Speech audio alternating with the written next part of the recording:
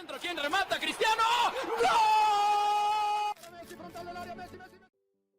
Welcome to channel The Golden Goal. We will bring you the fastest, latest news about the day of the ball world.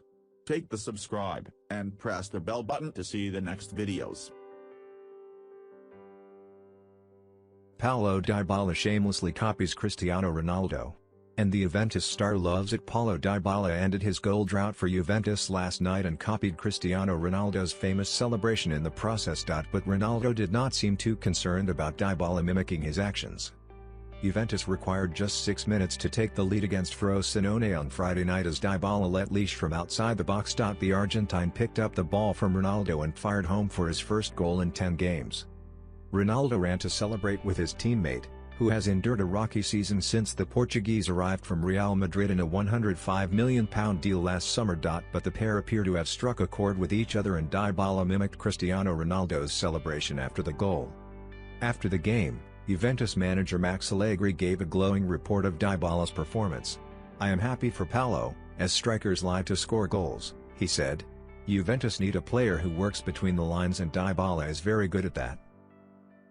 Mesut Ozil has appeared to indicate he would not be forced out of Arsenal against his will in a cryptic Twitter message. The Germany playmaker, very much out of favour under Unai Emery, used a quote from Gunners great Dennis Bergkamp in outlining his future.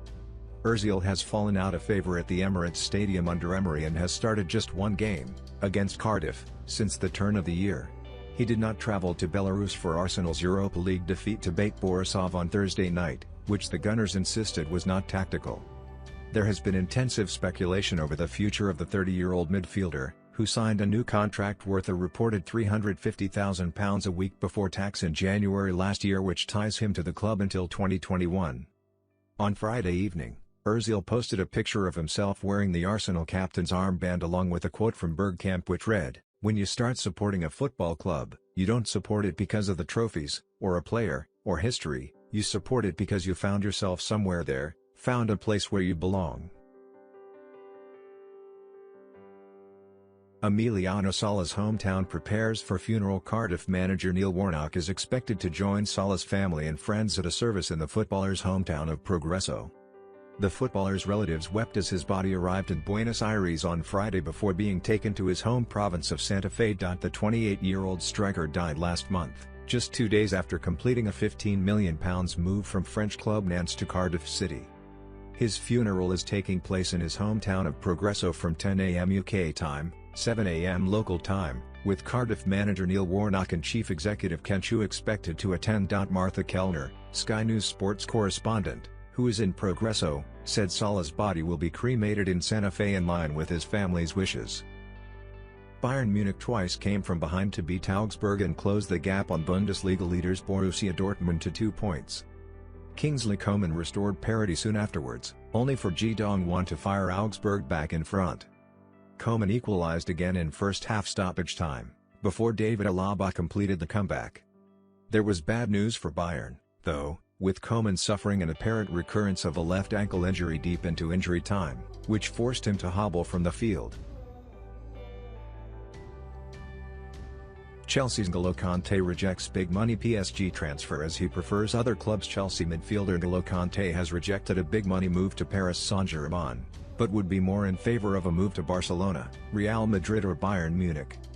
The role of Kante under new boss Maurizio Sarri has been criticised by many and led to the Parisian giants putting together a big money offer and preparing to revive their interest in the summer. But he remains a big part of Chelsea's future plans, having recently penned a new deal to keep him at the club until 2023.